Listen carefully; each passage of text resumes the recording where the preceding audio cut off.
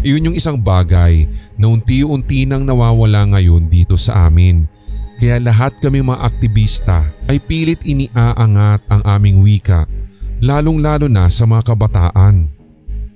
Napansin na lamang ni Dayan na masyado talagang mahal ng mga ito ang kanilang sariling wika at kultura. Hindi sila nahihiyang ipagmalaki ang kanilang pinanggalingan at ang dugo na nananalaytay sa kanilang katauhan bilang isang kapampangan. Oras na naman na.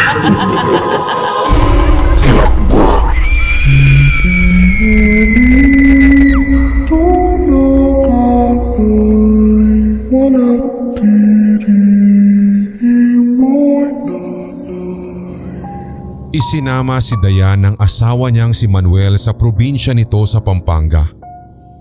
Pagkatapos nilang magdiwang ng Pasko sa kanyang pamilya, dito naman sa pamilya ng lalaki nila naisipang salubungin ang bagong taon. Naging mainit ang pagtanggap ng kanyang mga magulang kay Manuel. Kaya naman umaasa rin siya na magiging masaya rin ang mga magulang ng kasintahan kapag nakilala na siya. Mahigit 1 taon din nilang itinago ang kanilang relasyon, lalo pat first love nila ang isa't isa. Isang mainit na pagbati ang ibinigay ng mga magulang nito sa kanya. Maya pa kayabakan kay Kainang. Malugod ko nga kilala da ka. Wika ng ina nitong si Martina.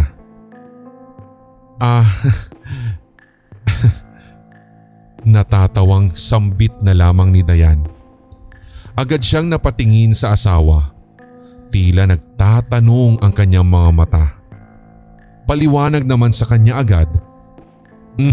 Binabati ka niya na magandang araw. Masaya rin daw siya na makilala ka.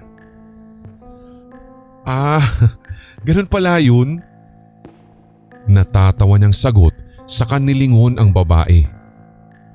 Pasensya na po ha, hindi po kasi ako marunong magkapampangan. Pero magandang araw din po sa inyo. Masaya rin po ako na makilala kayo. Malago ka ring sablang babay nga kilala ko king Manila. Bati naman sa kanya ng ama nitong si Ponciano. Napangisi na lamang si Dayan at hindi na alam ang sasabihin. Ikaw raw ang pinakamagandang babaeng tiga Maynila na nakita niya. Muling pagpapaliwanag sa kanya ni Manuel na nagsisilbi na niyang translator. Natawa muli siya roon at magalang naman niyang sinagot ito ng maraming salamat po. Malaos kayo. Makayanda na nga ba kanta mo? Manganta na kanyan. Ani Marta na ang ibig sabihin ay tumuloy na raw sila sapagkat nakahanda na ang tanghalian. Habang nasa harap nga ng hapagkainan, walang patid sa pagsasalita ang mga magulang ni Manuel. Ngunit kahit katiting na salita ay wala talaga siyang maintindihan. Naninibago talaga siya sa wikang Kapampangan, lalo na't buong buhay niya ay hindi pa siya nakakapunta sa Pampanga o sa kahit anong probinsyang may sariling wika. Higit sa lahat, wala pa siyang nakikilalang Pampanggenyo sa buong buhay niya maliban lamang kay Manuel. Nang makarating na nga sila sa kwarto, doon ay ipinaliwanag ng lalaki ang lahat sa kanya. Alam mo kasi Dayan, masyadong makabayan yung mga magulang ko. Kitang-kita mo naman sa disenyo pa lang ng bahay, pati sa pananalita tsaka pananamit nila. Pangkapampangan talaga. Oo talaga? Well, wala namang masama roon eh. Kahit di naman ako na lumaki sa Maynila, mahal ko rin yung salita ko bilang Tagalog. Pero iba itong si Mama. Masyado silang loyal sa kultura at salita nila. Kapag nga may mga dayo rito or kung may mga sitwasyon na kailangan nilang magsalita ng ibang lengguwahe, madalas English na lang ang ginagamit nila dahil ito nga raw yung universal language. Pero hindi sila gumagamit ng Tagalog. Kahit pa Tagalog ang kausap nila. Ayaw raw kasi nilang mabahira ng ibang kultura at salita ang lugar namin dito. Lalo't dumarami na raw dito ang hindi alam ang sarili nilang wika dahil nahahaluan na nga ng mga dumadayong Tagalog. Napakunot ng noo si Dayan sa narinig, kung kaya't, "Ha? Seriously? Iyon talaga ang dahilan? Ano namang masama sa paggamit ng Tagalog? Yun naman yung talagang national na language natin, di ba? Hindi ba't dapat mahalin natin ang sariling wika? Ano pa nga bang sarili nating wika rito sa Pilipinas kundi Filipino?" Sa mga lugar na sakop ng Tagalog, oo. Pero dito kasi sa Pampanga, hindi. Alam mo kasi ang mga magulang ko, member din sila ng isang organisasyon dito na nagtataguyod sa sarili naming kultura. Sabi kasi nila, bago pa man daw dumating yung mga Espanyol dito sa atin, may kanya-kanya na raw na wika at saka kultura ang mga tao noon dito. Hindi pa raw tayo opisyal na Pilipino noon dahil magkakaiba-iba pa raw yung ating mga lahi at tribo. Kasi ang mga Pilipino or Tagalog daw, parte lamang ng daan-daang mga lahi rito. Kaya naman, yung organization na kinabibilangan ni na Mama, sinusulong na buhayin yung sinaunang kultura namin dito na malayong malayo sa culture ng mga sinaunang Tagalog. Ayaw nila na tawagin silang Pilipino dahil nung unang panahon daw, hindi naman daw talaga sila parte ng mga Tagalog kundi Kapampangan. So ayun na nga. I hope na nakukuha mo yung sinasabi ko, babe. Basta ang hirap kasing i-explain eh. At bigla na lamang natawa si Manuel pagkatapos ng kanyang mahabang paliwanag. Grabe naman yun. Pero okay lang, nirerespeto ko naman ang paniniwala nila. Yun nga lang, medyo nag-aalala lang ako kasi baka hindi nila ako matanggap bilang asawa mo dahil nga syempre hindi naman ako Kapampangan, di ba? Alam mo, wala namang problema sa kanila yun. Huwag mo isipin yun. Naniniwala naman sila na kapag nagtagal ka na rito, matututunan mo rin yung salita namin. At ang gusto nila, iyon lang daw ang gagamitin tuwing nandito ka sa Pampanga. Kung sa bagay, sabi na lamang ni Dayan, pero Manuel, kapag pala ikinasal na tayo, saan mo ba balak tumira? Dito o doon sa Maynila? Siyempre, magpapagawa tayo ng bahay sa Maynila. Tapos ito, pagdating ng araw, ipapamana rin sa akin ito. Kaya magiging dalawa din yung bahay natin. Napangiti si Dayan, pero sa katunayan, mas gusto niyang manirahan sa Maynila para mas malapit sa mga pasyalan. Parang ayaw kasi niyang manirahan ng sobrang tagal sa mga probinsya gaya nito. Dahil una, hindi siya sanay sa masyadong tahimik at payapang mga lugar. Isang araw nga, naiwan si Dayan sa bahay. May nilakad lang sa malayo si Manuel at mamayang hapon pa daw makakabalik. Habang naghuhugas siya ng sariling pinagkainan ay nilapitan siya ni Martina. May hawak pa itong pamaypay at suot-suot ang tradisyonal nitong kasuotan. Mayari na kang mengan? Tanong sa kanya nito na ang ibig sabihin ay tapos na raw ba siyang kumain. Sorry po ha. Pero hindi ko po kasi talaga maintindihan. Nabanggit na po sa akin ni Manuel na hindi raw po kayo gumagamit ng Tagalog dito sa bahay. Kaya humihingi po ako ng tawad kung napipilitan akong mag-Tagalog. But you can talk to me in English naman po if you want, ma'am. Makahulugan siyang pinagmasdan ng matanda. Alam mo ba kung bakit ayaw namin sa Tagalog? Nabigla si Dayan. First time niyang marinig na magtagalog ang matanda at medyo madiin pa ang boses nito na bahagyang nagpakabog sa kanyang dibdib. Bakit po? Dahil sa kanila. Nawawalan na kami ng sariling pagkakakilanlan. Dumadami na ang mga nananagalog dito sa aming probinsya. Nahahaluan na rin ng ibang kultura ang pang-araw-araw naming buhay. marami ring mga bata ang hindi na alam ang sarili nilang wika dahil naiimpluwensyahan na ng ibang lengguwahe. Alam mo, isa ako sa mga aktivista sa lugar na ito. Maliban lang ngayon upang magkaintindihan tayo. Maliwanag ba sa'yo? Banayad na tumango siya bilang pagpapakita ng paggalang sa matanda. Naiintindihan ko po. And yes, nirerespeto ko pa rin po ang inyong pinaglalaban. Dapat lang talaga na mapalakas ang sarili niyong wika at kultura dito sa sarili niyong probinsya. Dahil yun naman po talaga yung identity niyo bilang Kapampangan eh. At kahit Pilipino po ako, naniniwala ako na hindi lang kaming mga Tagalog yung nagmamay-ari sa buhay at kasaysayan ng bansang ito, kundi pati na rin yung iba pang lahi kagaya ng Cebuano, Ilocano, Kapampangan at iba pa. Malugod ko uling balo maying baging ita. Ano po? Ang sabi ko, masaya akong alam mo ang tungkol doon. Pero may hihilingin sana ako sa'yo. Ano po iyon, Ma'am Martina? Magpaturo ka ng Kapampangan kay Manuel. Kailangan mo ring yakapin ang kulturang meron kami rito, lalo na't siya ang mapapangasawa mo. Kapag nandito ka sa probinsya, dapat mo munang itabi ang pagiging Tagalog mo. Dapat nyo ring turuang magkapampangan na magiging anak ninyo at iyon dapat ang wika na una niyang matututunan kesa sa Tagalog. Lalo na kung dito nyo maiisipang tumira. Maliwanag? Sige po. No problem po ma'am. Sagot na lamang niya rito. Pagkaalis ng matanda ay napakamot na lang siya ng ulo. Bakit kaya ang higpit nito pagdating sa wika? Halatang masama talaga ang loob nito sa mga Tagalog katulad niya.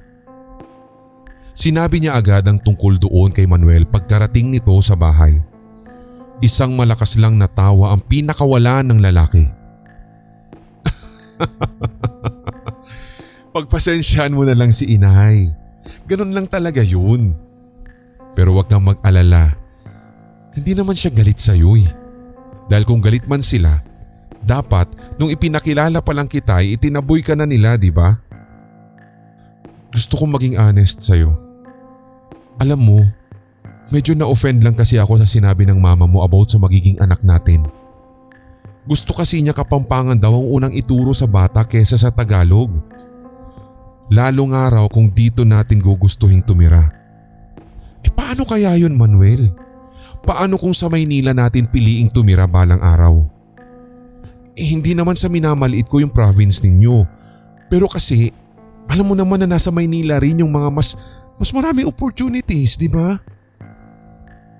Oo, alam ko yun. Actually, naisipan ko na nga yung tungkol sa bagay na yan. Ang plano ko sana, dito na lang natin paaaralin ng elementarya ang magiging anak natin para matutunan din niya ang sarili niyang mother tongue. At pagkatuntong niya ng high school, doon na natin siya dadalhin sa Maynila hanggang sa mag-college na siya.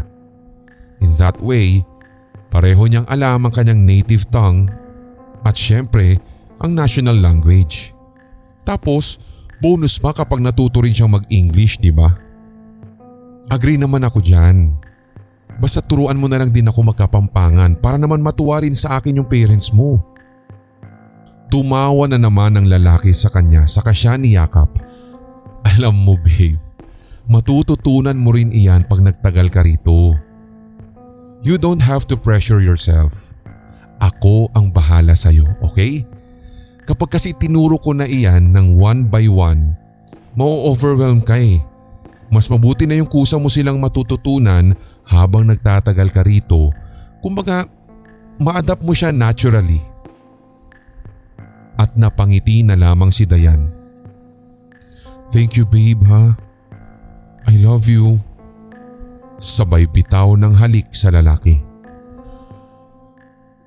Noong isang araw naman, ang ama ni Manuel na si Ponciano ang nakausap niya. Tulad ng dati, hindi rin niya maintindihan ang mga sinasabi nito at kahit mainit ang panahon, Balot na balot ito ng tradisyonal na kasuotan.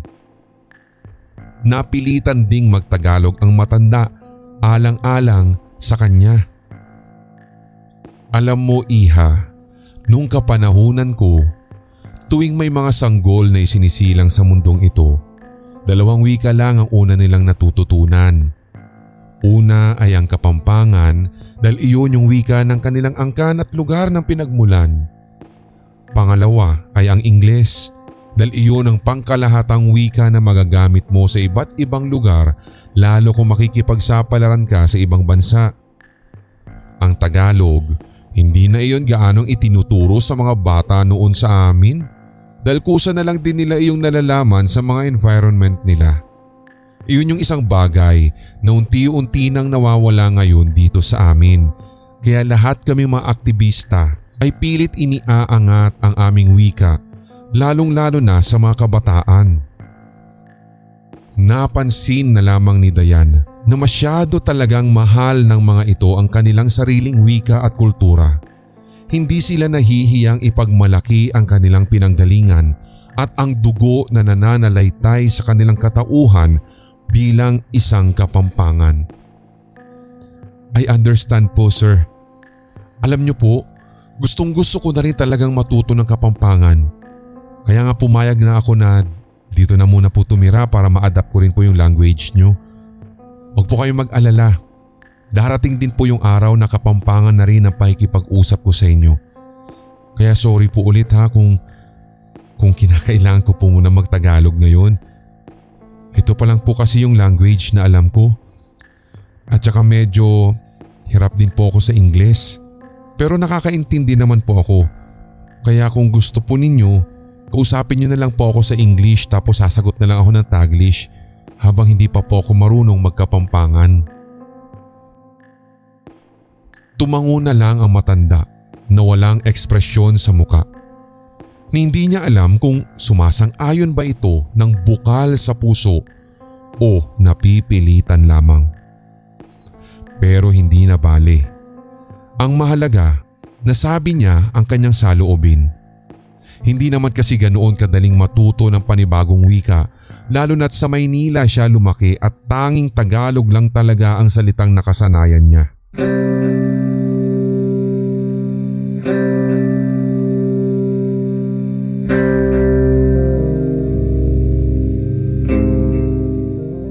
Isang gabi, may mga bisitang dumating sa bahay. Kilala iyon ni Martha at ni Ponciano. Habang kausap nila ang mga bisita, medyo nagugulat si Dayan dahil sa lakas ng kanilang boses. Akala nga niya ay nag-aaway na ang mga ito. Pero ayon naman kay Manuel, normal lang daw talaga sa mga Kapampangan ang malalakas ang boses lalo na kapag nagkukwentuhan. Yun bang aakalain mo ngang galit kahit hindi naman talaga? Pero ang mas masaklap pa, wala rin siyang maintindihan sa mga sinasabi ng mga ito. Pakiramdam nga niya, ibinibenta na siya ng hindi niya nalalaman. Nagtataka lang siya dahil wala si Manuel sa bahay. Nakatulog kasi siya kaninang hapon at nang siya'y magising, wala na ang lalaki sa tabi niya. At hindi rin niya alam kung saan nagpunta. Nang tanungin naman niya ang mga magulang, sabi nilang may pinuntahan lamang daw ito pero hindi naman nila binanggit kung saan at ano ang pakay nung lakad. Na out of place tuloy siya roon kaya bumalik na lamang siya sa kwarto. At syuya pakining bata na ning anak ko, dayan niya yung lagyuna. Malaguya at maputiya balat.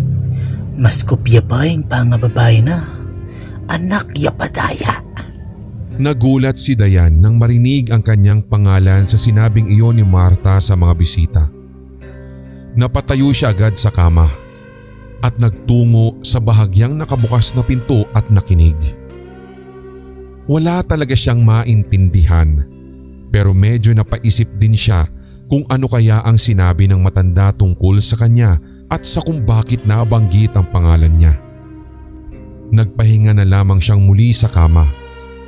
Bigla namang bumukas ang pinto na siyang ikinagulat niya. Wala na siyang magawa nang lapitan siya ng mga ito at inisprayhan ng kung ano sa muka. Hindi na niya namalayan ang nangyari nang mahimatay na siya. Paggising niya, nasa loob na siya ng isang madilim na silid na may pagkakahawig sa itsura ng isang simbahan. May mga taong sumasambit ng ritual sa paligid at lahat ng boses ng mga naroroon ay nag-e-echo. Hindi nagtagal, nagsimula na ang ritual sa kanya. Nais man niyang pumalag ay wala siyang magawa. Hindi niya maigalaw ang kanyang katawan ni hindi rin makasigaw o makapagsalita. Wala siyang kaalam-alam na tinurukan na pala siya ng pampamanhid sa katawan para hindi siya makapalag sa gagawin sa kanya. Nagimbal si Dayan sa sumunod na mga nangyari. Pinalibutan siya ng mga ito at hinugot ang kanyang dila. Gamit ang isang patalim ay hinati iyon ng matandang lalaki sa dalawa at pagkatapos ay pinatakan ng kung anong likido na nagmula sa ginintuang baso. Napaiyak na lamang siya sapagkat hindi siya makakilos at hindi rin makasigaw, lalong-lalo na wala ring maramdamang sakit pero ramdam naman niya ang matinding hilakbot at pangamba. Maya-maya ay tinahina ang kanyang dila at muling inusalan ng nakapanghihilakbot na mga ritual.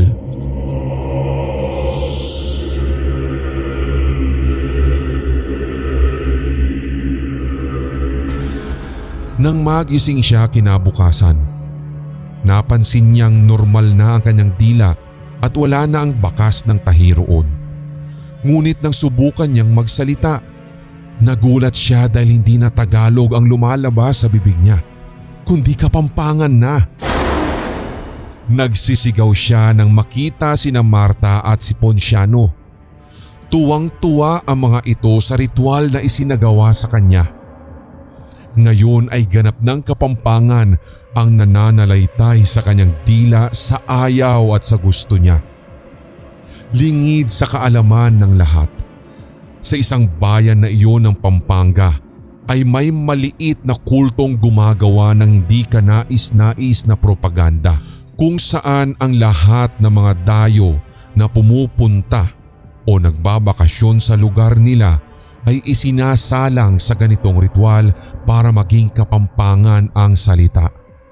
Sa paraang ito raw ay mapapanatili nila ang kanilang lengguwahe at kultura hanggang sa susunod na henerasyon at hindi na ito mapapabilang sa listahan ng mga lengguwahe sa Pilipinas na nanganganib ng mawala dahil sa kawalan ng pag-aalaga at pagmamahal sa sariling kultura. Marami raw kasi sa mga Kapampangan ang napipilitan ng makibagay sa kultura ng mga Tagalog at dumadayo pa sa mga lugar sa Maynila para magkaroon ng mas malaking oportunidad. At kung ang mga dayuhan naman ang mapapadpad sa probinsya, napipilitan na raw ang ilang Kapampangan na makibagay sa wika ng mga ito dahil cool daw iyon para sa kanila. Ang tumataas na bilang ng mga Kapampangang gumagawa nito ang naging dahilan para buuin ng grupo ni Marta at Ponciano ang kultong iyon kung saan pipwersahin nilang baguhin ang salita ng isang taong mapapadpad sa kanilang lugar para turuan ito ng leksyon at hindi makasira sa sarili nilang lengguwahe at kultura na sinusunod doon. At ang mas masaklap, kahit ang mismong gobyerno ng Pampanga ay hindi alam ang patungkol dito. Wala silang kaalam-alam sa mga violations na ito na ginagawa ng naturang kulto. Maliit lang kasi ang bilang ng naturang grupo at palihim pa kung sila'y kumilos kaya wala pang nakakaalam sa kababalaghang ginagawa nila na hindi naman talaga tama. Ngunit pagka-uwi ni Manuel, nang malaman niya ang ginawang karumal-dumal na ritual sa asawa niya, tuluyang nagdilim ang kanyang utak at napilitan siyang paslangin ang mga miyembro ng kultong ito. Isang massacre ang naganap sa tagong simbahan na iyon kung saan walang awa niyang pinagpapaslang, pinagsasaksak at pinagpupugot ang ulo ng mga miyembro ng kultong ito. Ang itinira lamang niyang buhay ay ang kanyang mga magulang, pero malala pa rin ang tama ng mga ito. Dinala niya si Dayan sa malayong lugar at mula noon hindi na sila nagbalik pa. Sinubukang magbagong buhay ni Manuel kasama ang asawa sa lugar na malayo-layo sa kanilang probinsya. Kahit ano naman ang gawin niya, hindi na rin kayang magsalita pa ni Dayan ng Tagalog, Ingles o kahit ano pang wika maliban sa Kapampangan. Parang gusto na nga din itong putulin ang sarili nitong dila para lang mahinto ang sumpa, at pati nga si Manuel ay napaiyak na lang din kung kaya't. Patawad sa kung ano man ang nagawa ng pamilya ko sa iyo, Dayan. I'm so sorry. Ngunit ang hindi nila alam, muling nakarecruit ng panibagong mga miyembro ang kanyang mga magulang. Sila ang nagpatuloy sa kulto para palaganapin pa ito at walang magagawa ang kahit na sino sa pag-usbong nito.